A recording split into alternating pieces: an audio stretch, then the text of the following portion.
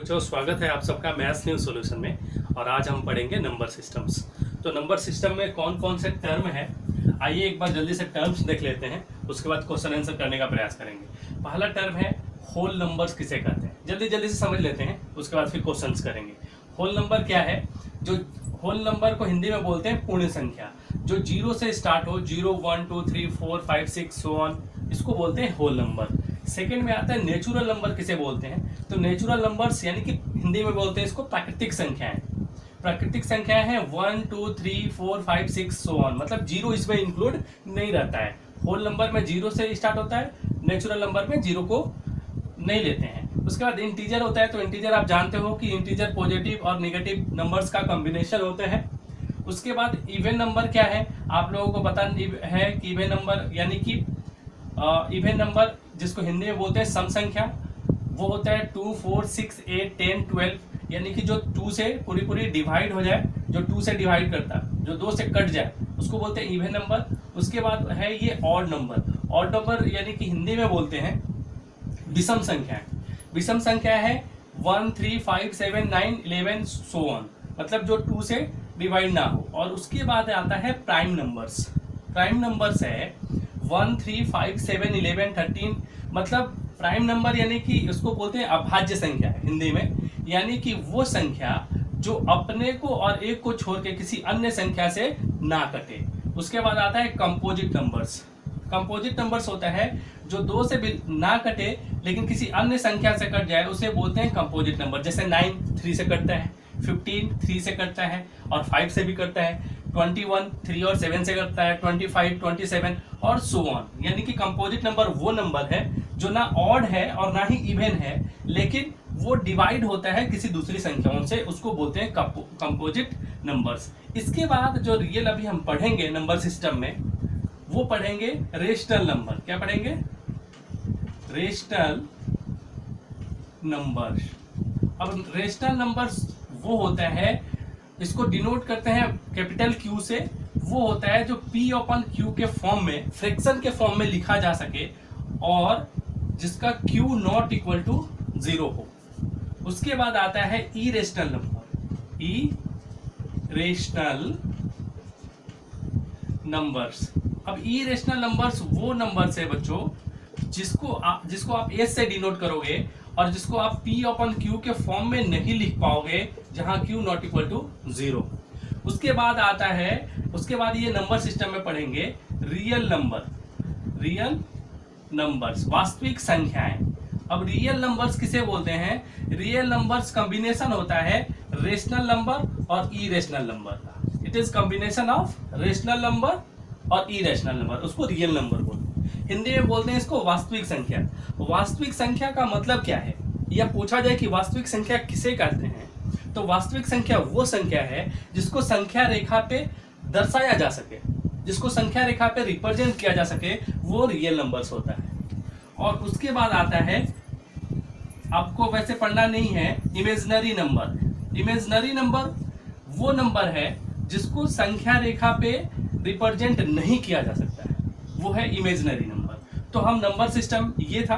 अब हम क्वेश्चंस करते हैं और क्वेश्चन करके समझते हैं कि इसमें कैसे कैसे क्वेश्चंस आए हुए हैं। ठीक है, आइए क्वेश्चन स्टार्ट करते हैं और प्रयास करेंगे कि होल चैप्टर के एक एक क्वेश्चन जो इंपॉर्टेंट क्वेश्चन है वो मैं आपको समझाऊं।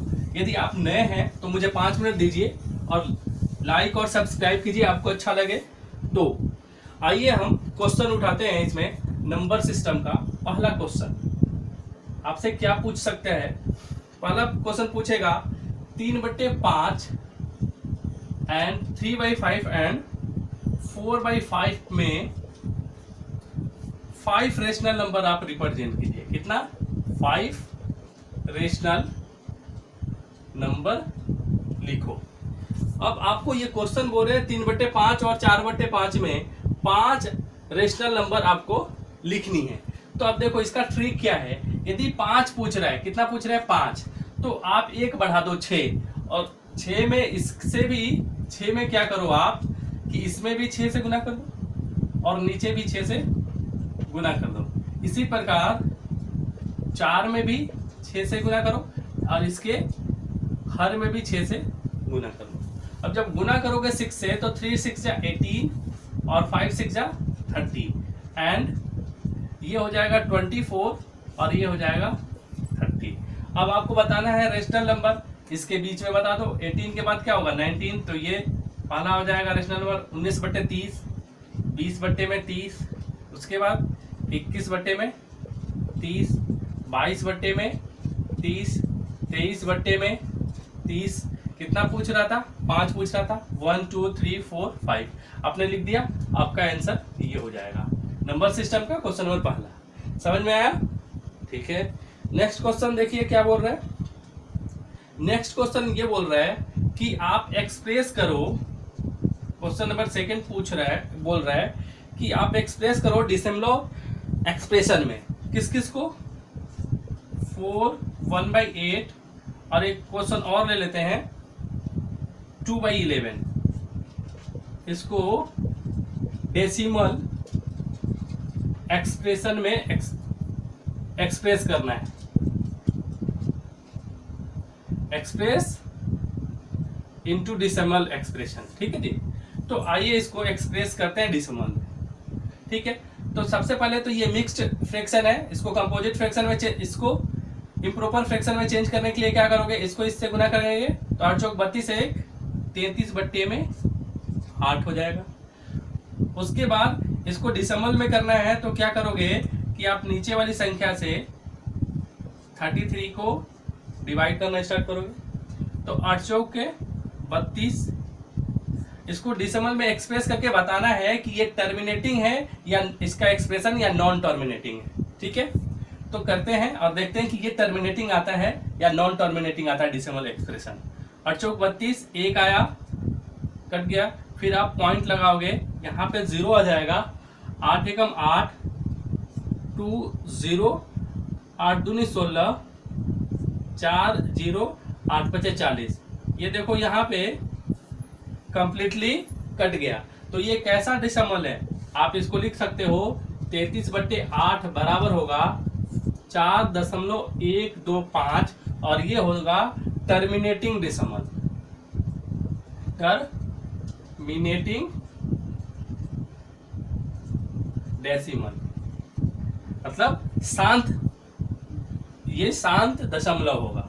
ठीक है जी, तो पहला तो शांत आया। दूसरा देखते हैं, क्वेश्चन आपने समझ लिया। क्वेश्चन सेकंड ये था कि आपको ये दे दिया है और आपको बताना है, इसका डेसिमल एक्सप्रेशन करना है और बताना है कि इसका डेसिमल जो एक्सप्रेशन आ रहा है वो टर्मिनेटिंग आ रहा है या नॉन टर्मिनेटिंग आ रहा है, यानी कि वो शांत आ रहा है या फिर अशांत भी दशमलव आ रहा है।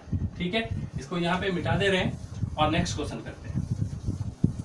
नेक्स्ट था 2/11 को एक्सप्रेस करना था।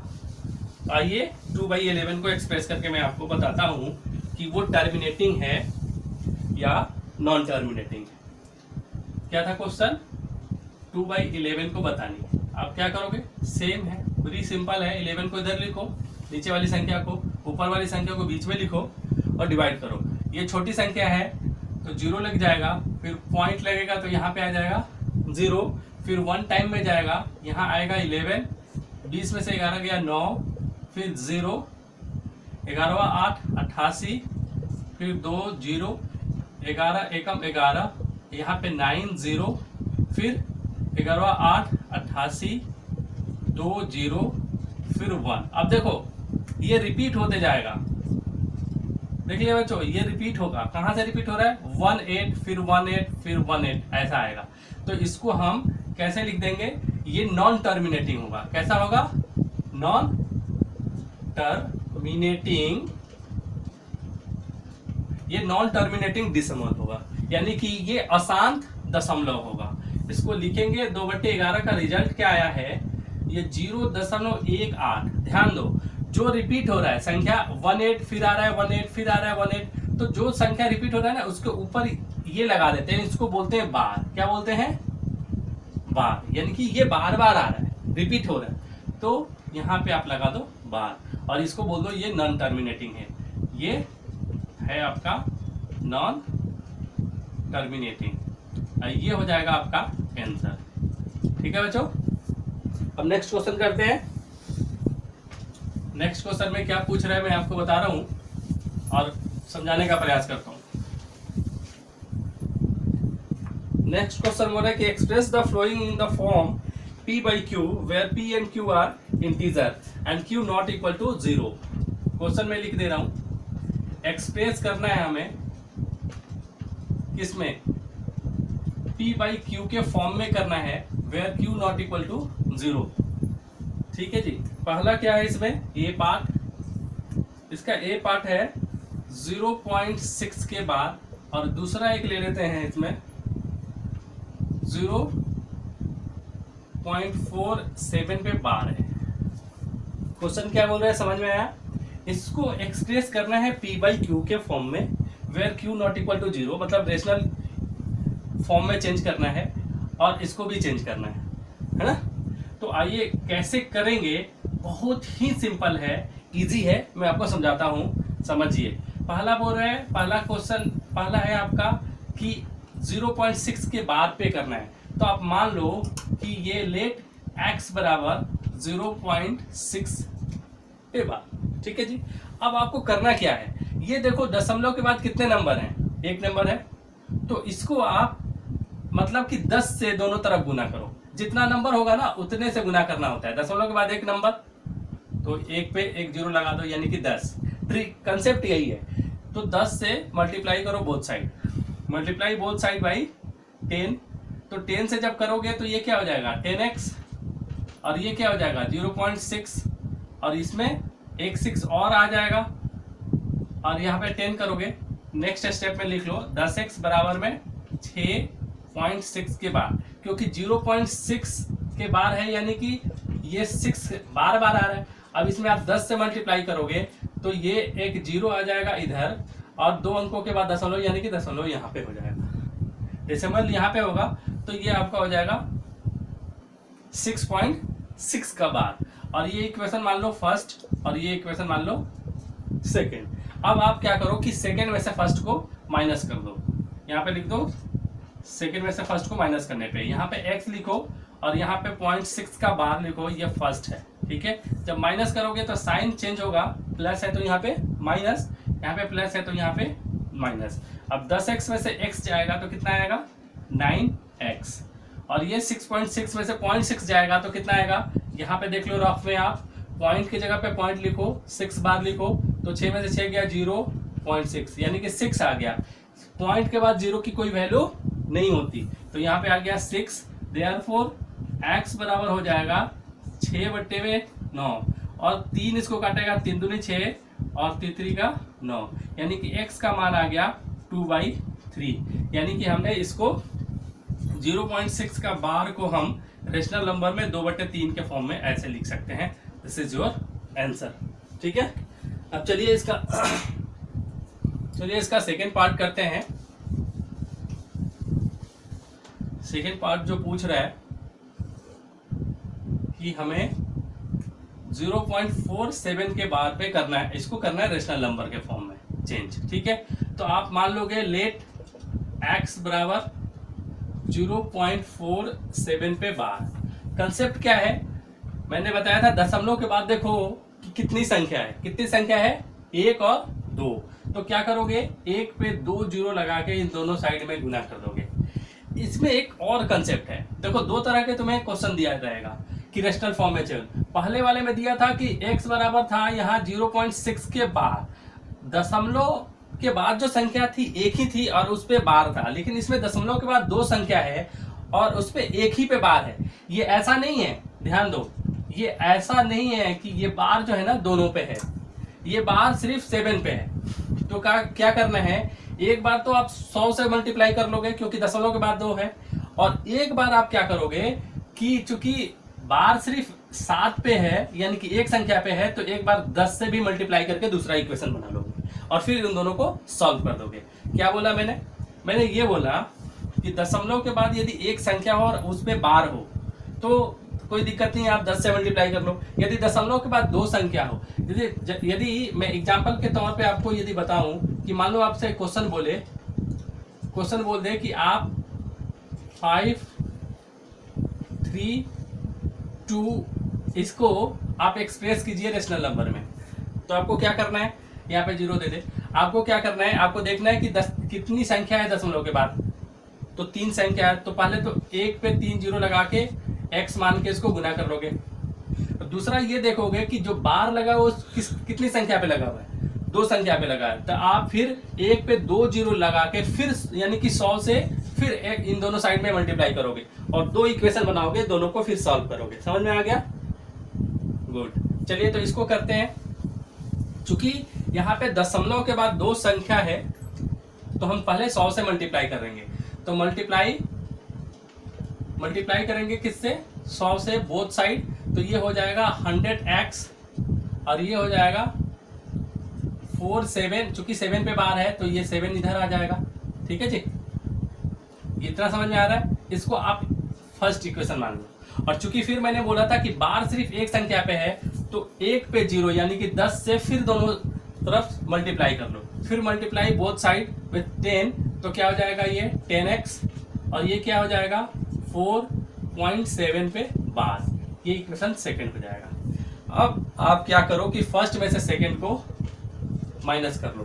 ठीक है बच्चों, जब माइनस करोगे तो साइन चेंज होगा, प्लस है तो माइनस, यहाँ भी प्लस है तो ये माइनस। अब 100x में से 10x जाएगा तो कितना आ जाएगा 90x 90x।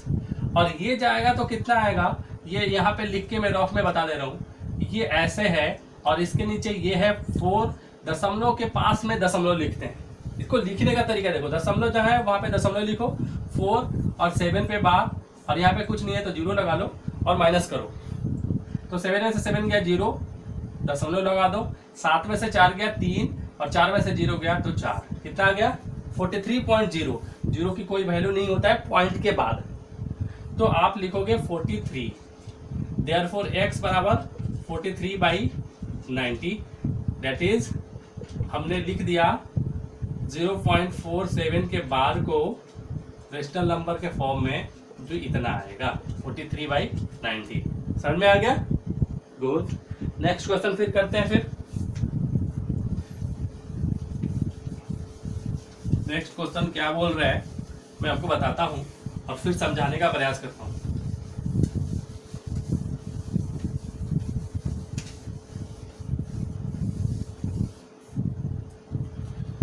नेक्स्ट क्वेश्चन बोल रहे हैं कि classify the following numbers as a rational या इरेशनल।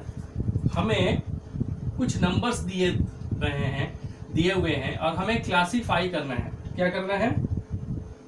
क्लासिफाई करना है कि वो रेशनल है या फिर इरेशनल है। ठीक है बच्चों, इरेशनल है। हमें क्वेश्चंस दिया हुआ है जिसे हमें क्लासिफाई करना है कि रेशनल है या इरेशनल है।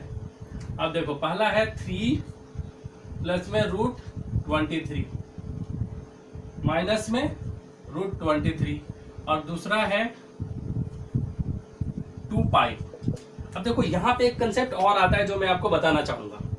वो कंसेप्ट ये है कि कोई भी रेशनल नंबर से किसी भी रेशनल नंबर में और इरेशनल नंबर में जब कॉम्बिनेशन आएगा, यदि आप इरेशनल नंबर को रेशनल नंबर से जोड़ते हो या फिर घटाते हो या मल्टीप्लाई करते हो या डिवाइड करते हो, तो वो इरेशनल ही आएगा, बेशर्ते कि वो कटे ना।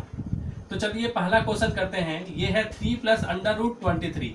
इरेशनल नंबर कौन से होते हैं? वैसी संख्या, अभी क्लियर हो समझ लो, इरेशनल नंबर वैसी संख्या जो रूट में हो और जिसका रूट का मान ना निकले, वो सारा का सारा क्या है?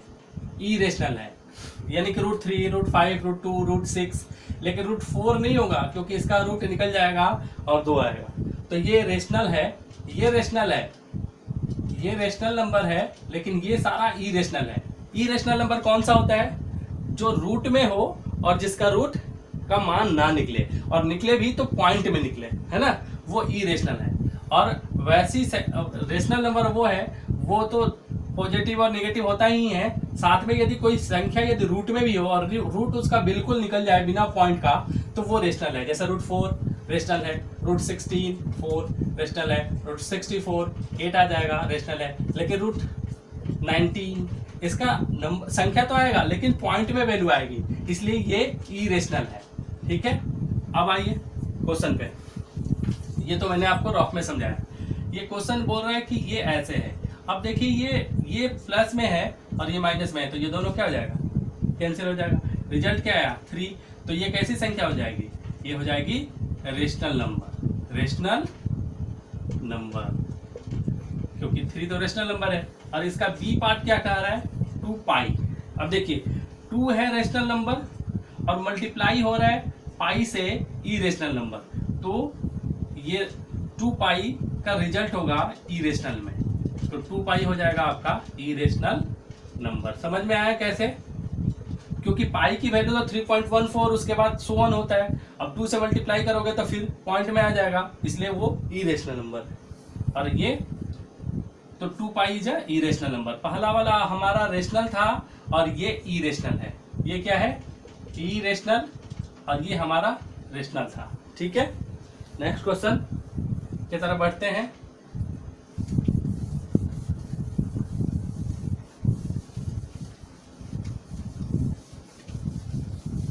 नेक्स्ट क्वेश्चन क्या बोल रहा है मैं आपको बताता हूं। नेक्स्ट क्वेश्चन बोल रहा है कि simplify each of the flowing expression. Simplify करना है, क्या करना है, सिंप्लीफाई।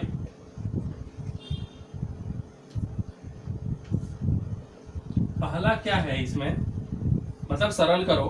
पहला है 3 + √3 इंटू में 2 + √2। दूसरा क्वेश्चन हमने लिया है इसका √5 - √2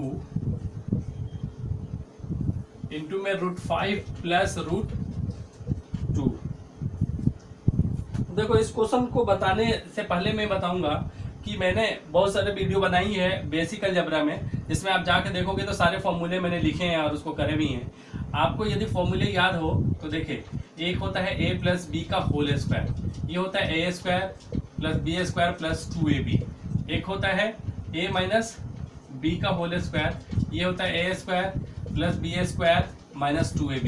और एक होता है a² - b², ये होता है a - b इंटू में a + b। और बहुत सारे फॉर्मूले होते हैं, लेकिन ये अभी 3 फिलहाल इसमें, चूंकि एक बार दोनों में प्लस है, ये एक देखो ये वाला जो सेकंड वाला है इस वाले फॉर्मूले पे आता है। देखो एक बार प्लस है एक बार माइनस है, तो ये a² - b² पे आ जाएगा। वैसे हम मल्टीप्लाई करके भी इसको सॉल्व कर सकते हैं, तो आइए मल्टीप्लाई करके ही सॉल्व करेंगे। यदि आपको फॉर्मूले नहीं याद है तो कैसे करोगे, तो देखो ये पार्ट को लिखो 3 + √3 और यहाँ पे लिख दो 2 + √2। इसको चूंकि सिंप्लीफाई करना है, यानी कि मल्टीप्लाई करना है, चूंकि बीच में ब्रैकेट है तो ब्रैकेट में मल्टीप्लाई होता है, तो आप इसको 3 को ले लो, 2 + √2 ऐसे लिखो, फिर इसको लो √3 और 2 + √2 को ऐसे लिख लो। ठीक है जी। अब 3 में 2 से मल्टीप्लाई होगा और फिर 3 में √2 से मल्टीप्लाई होगा तो 3√2 हो जाएगा। इसी तरह √3 में 2 से मल्टीप्लाई होगा तो 2 बाहर और √3 ऐसे। फिर √3 में √2 से मल्टीप्लाई करोगे तो चूंकि दोनों रूट में है तो दोनों रूट के अंदर होके मल्टीप्लाई हो जाएगा, तो ये आ जाएगा 6 + 3√2 और ये 2√3 और ये 3 दूनी √6। ठीक है जी, ये है हमारा आंसर। कोई चूंकि लाइक टर्म नहीं है तो आपस में प्लस वगैरह नहीं होगा, आप एज इट इज इसको लिख दोगे। ये हो गया आपका सिंप्लीफाई। दूसरा वाला जो पार्ट है आपका √5 माइनस में √2 और √5 प्लस में √2, ये a - b into a + b के फॉर्म में है। अब डायरेक्ट चाहो तो a² - b² लिख सकते हो, और नहीं तो आप मल्टीप्लाई कर लो, यानी कि इसको √5 को पहले लिख लो इसमें से और इसको एज इट इज लिखो √5 + √2। फिर इसके बाद इस साइन के साथ ये वाला टर्म लिखो माइनस में √2 और इसको एज इट इज यहाँ पे ब्रैकेट में लिख दो √5 प्लस में √2। ठीक है बच्चों। उसके बाद मल्टीप्लाई करोगे इसको इससे, फिर इसको इससे साइन के साथ, फिर इसको इससे साइन के साथ, इसको इससे। तो करते हैं इसको इससे, तो √5 × √5, रूट में 5 कितने टाइम आ जाएगा 2, तो बाहर एक 5 आ जाएगा, या 5 × 5 = 25 और 25 का वर्गमूल होता है 5, और ये प्लस 5 दूनी 10, क्योंकि दोनों रूट में है तो अंडर रूट करके दोनों को मल्टीप्लाई कर देंगे नंबर को। और यहाँ पे आ जाओ तो ये रूट में दोनों है, 2 भी और 5 भी, तो रूट डाल के और 10, और ये माइनस है ये प्लस है तो माइनस आ जाएगा। फिर माइनस और प्लस, माइनस और रूट 2 गुने में रूट 2, यहाँ से भी 2 बाहर आ जाएगा, या 2 में गुना करोगे तो 4 आएगा, और 4 का वर्गमूल 5 होता है। वैसे ही 5 5 है 25, 25 का वर्गमूल 5 होता है, या फिर 2 पेयर बनता है ना रूट में, तो ये 5 बाहर हो जाएगा रूट से। और ये प्लस में है और ये माइनस में है तो कट जाएगा। यहाँ से 2 आएगा माइनस के साथ, और 5 में से 2 जाएगा, ये आ जाएगा 3। This is your answer. ये हो गया आपका आंसर। ठीक है, नेक्स्ट बढ़ते हैं और देखते हैं कि कौन सा सवाल, कौन सा क्वेश्चन दिया हुआ है जो मैं आपको समझा सकता हूँ। नेक्स्ट क्वेश्चन क्या बोल रहे हैं मैं आपको बता रहा हूँ।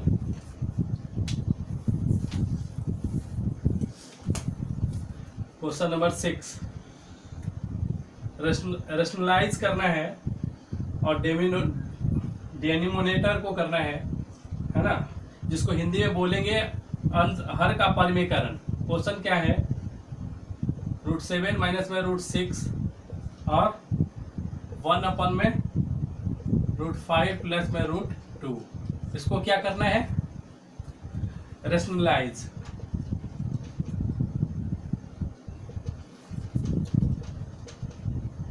ठीक है जी, हर का परिमेयकरण करना है, रेशनलाइज ऑफ डिनोमिनेटर। तो आइए मैं आपको समझाता हूं कैसे करेंगे। ये 1 में √7 माइनस में √6 है। ठीक है जी, ये माइनस में है तो इसका करना है, मतलब हर का बोल रहे हैं, डिनोमिनेटर का बोल रहे हैं, तो ये माइनस है ना, तो सेम संख्या लिखते हैं साइन अपोजिट करके, यानी कि यहाँ पे सेम लिखेंगे √7 अब मल्टीप्लाई के फॉर्म में। अब माइनस है तो प्लस लगा के सेम संख्या ऊपर भी और सेम संख्या नीचे भी।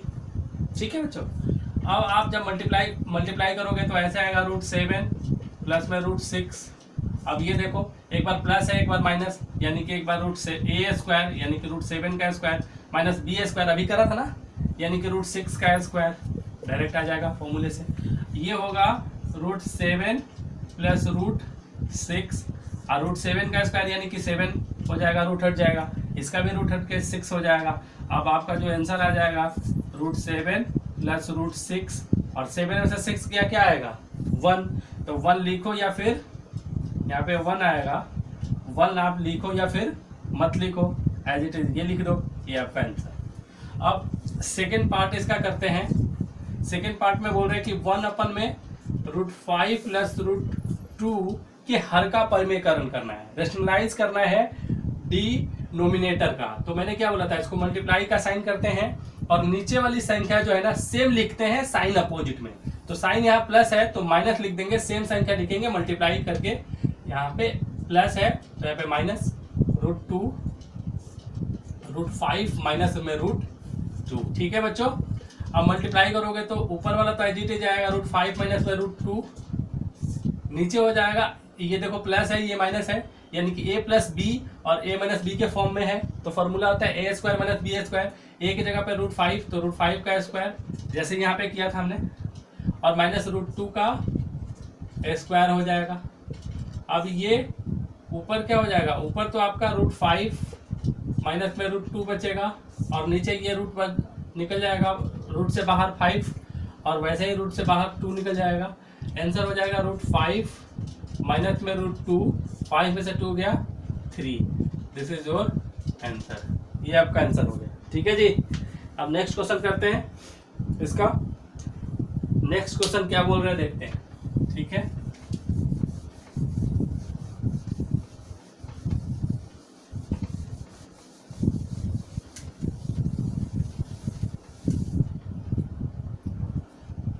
नेक्स्ट क्वेश्चन बोल रहा है कि find the value of, find out करना है, क्या करना है, फाइंड करना है।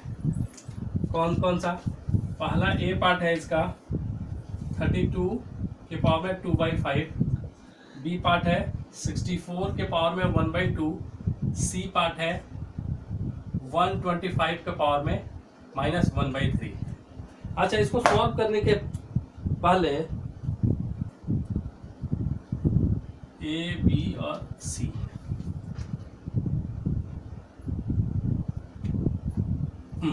इसको सॉल्व करने से पहले मैं आपको कुछ फॉर्मूला बताऊंगा।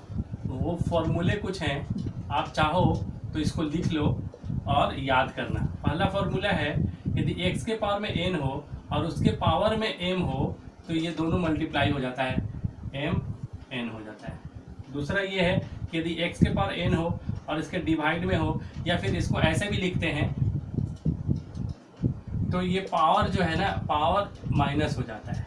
ये दोनों जब सेम हो, देखो यहाँ भी x है यहाँ भी x है तब। और तीसरा होता है एक बार x के पावर में n गुने x के पावर में m, तो इसके पावर जो है प्लस हो जाता है। दोनों ये बेस सेम होना चाहिए। और ये तीसरा था, एक बार प्लस माइनस मल्टीप्लिकेशन। और ये एक है x के पावर माइनस n हो तो 1/x के पावर में n हो जाता है, जो इसमें आएगा। ठीक है, और ये कम से कम जो मेनली है ये 4 फॉर्मूले हैं, वो आपको याद रखने चाहिए। आप इसको जॉटेड डाउन कर लो और लर्न कर लेना। ठीक है, आइए उसके बाद क्वेश्चन देखते हैं। क्वेश्चन पहला ये है, 32 के पावर में है 2/5 और इसको कैलकुलेट करना है। अब 32 को प्राइम फैक्टर में आप कैसे लिख सकते हो? देखो ऐसे करो, 32 को 2 से करोगे तो कितना आएगा 16। प्राइम नंबर से करना होता है, मतलब प्राइम नंबर हो, फिर 2 से करोगे तो फिर ये 2 से करोगे, फिर 2 से करोगे, फिर 2 से करोगे। 2 कितने टाइम आ रहा है? 1 2 3 4 5 टाइम। तो आप चाहो तो इसको 2 के पावर 2 को 5 बार लिख सकते हो गुना के फॉर्म में, 1 2 3 4 5, और इसके पावर में 2/5 है। ठीक है बच्चों, फिर 2 चूंकि 5 बार है तो 2 के पावर में कितना हो जाएगा 5, और उसके पावर में क्या है 2/5। तो पावर जब होता है तो क्या हो जाता है, मल्टीप्लाई होता है ना। तो इसके पावर उसके ऊपर वाले पावर से मल्टीप्लाई हो जाएगा, तो ये 5 5 कैंसिल। 2 के पावर में 2 आएगा, 2 के पावर 2 यानी कि 2 को कितने बार लिखो गुना में 2 बार, तो 2 दूनी 4। ये आपका हो जाएगा आंसर। बी पार्ट करते हैं इसका। बी पार्ट है 64 के पावर में 1/2। वही काम करेंगे, 64 को पहले फैक्टराइज करेंगे 2 से, 32 आएगा, 32 दूनी 64, 16 दूनी 32, फिर 2 से करेंगे तो 8 दूनी 16, फिर 2 से करेंगे 4 दूनी 8, फिर से 2 करेंगे 2 दूनी 4, फिर 2 से 1। 2 कितने बार आया? तो देखो 1 2 3 4 5 6 बार। तो आप चाहो तो डायरेक्ट इसको लिख सकते हो 2 के पावर 6 के पावर में 1/2। शॉर्टकट में कर दिया, क्योंकि फिर 2 को 6 बार लिखोगे फिर वही करोगे। यहाँ पे देख लो, अब 2 के पावर में 6 और ये पावर जो है मल्टीप्लाई होगा, तो 2 काट देगा इसको 3 टाइम में, यानी कि 2 के पावर में यहाँ पे क्या आ गया 3, यानी कि 2 के पावर 3, यानी कि 2 कितने बार मल्टीप्लाई का फॉर्म में लिखा जाएगा 3 बार। तीनों को गुना कर लो, 2 दूनी 4, 4 दूनी 8, इसका हो जाएगा 8 आंसर। अब आया हमारा सी पार्ट। तो सी पार्ट यहाँ पे कर दे रहा हूँ मैं। 125 के पावर में क्या है, माइनस में 1/3 है। ठीक है बच्चों, तो हम क्या करेंगे, 125 को पहले फैक्टराइज करेंगे तो 5 से करेंगे तो 25 25 125, फिर 5 से करेंगे तो 5, फिर 5 से करेंगे तो 1। 5 कितने बार आया 3 बार। तो यहाँ पे 5 को 3 बार लिख सकते हैं, या 5 के पावर में 3 लिख दो डायरेक्ट। उसके पावर में 1/3 है, यानी कि 5 के पावर में 3 ब्रैकेट माइनस 1/3। और ये पावर और ये पावर दोनों पावर जो है ना मल्टीप्लाई होगा। 5 लिख देंगे, 3 गुने -1/3, ये 3 इस 3 को काट देगा। 5 का वैल्यू हो जाएगा 5 के पावर में -1। जब माइनस में पावर होता है तो वो 1/5, 5 नीचे आ जाता है, ये हो जाएगा आपका ये हो जाएगा। तो ये था नंबर सिस्टम के क्वेश्चंस, और मुझे उम्मीद है कि आप समझ पाए होंगे। तो यदि आपने समझा है और यहाँ तक आप देख रहे हैं तो मेरे चैनल पे यदि नए हैं आप तो आप लाइक कीजिए, इसको सब्सक्राइब कीजिए और अपने दोस्तों में शेयर कीजिए। यहाँ तक देखने के लिए आपका बहुत बहुत धन्यवाद। Thank you so much.